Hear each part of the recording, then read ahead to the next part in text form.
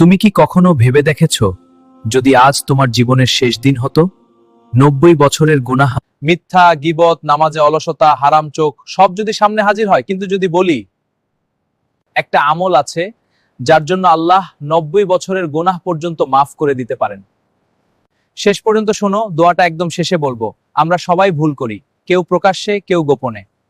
অনেকেই ভাবে আমার এত গুনাহ, আল্লাহ কি আমাকে মাফ করবেন? শোনো, আল্লাহর রহমত তোমার গুনাহর চেয়ে অনেক বড়।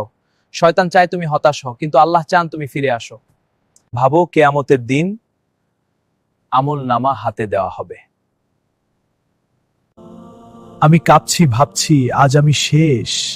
কিন্তু হঠাৎ আমার খাতায় এমন কিছু আমল পাওয়া গেল যেটা তুমি হয়তো গুরুত্বই দাওনি, আর সেই আমলের কারণে আল্লাহ তোমার বিশাল গুনাহ মাফ করে দিলেন।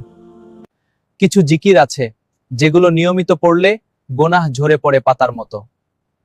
আমরা কি নিয়মিত পড়ি, নাকি শুধু ভিডিও দেখে চলে যাই? আজ সিদ্ধান্ত নাও, জীবন বদলাবে। এখন যে দোয়াটা বলবো, এটা এমন এক জিকির যেটা দিনে 100 বার পড়লে সমুদ্রের ফেনার মতো গুনাহ মাফ হয়ে যায়। কি ভাবতে পারছো? 90 বছরের গুনাহ প্রস্তুত তো?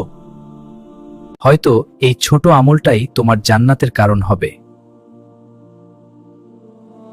রব্বি ইন্নী যালামতু নাফসি ফাগফিরলি ইন্নাহু লা ইয়াগফিরু যুনুবা ইল্লা আনতা। এই দোয়াটি আমলে পরিণত করুন, অর্থাৎ নিয়মিত কোন নামাজের পরে প্রতিদিন পড়বেন। বিসমিল্লাহির রহমানির রহিম, আলহামদুলিল্লাহি রাব্বিল আলামিন। আপনারা নিজেরা পড়ুন এবং অন্যকে পড়ার জন্য উৎসাহিত করার জন্য লাইক করুন। বিসমিল্লাহির রহমানির রহিম, আলহামদুলিল্লাহি রাব্বিল আলামিন।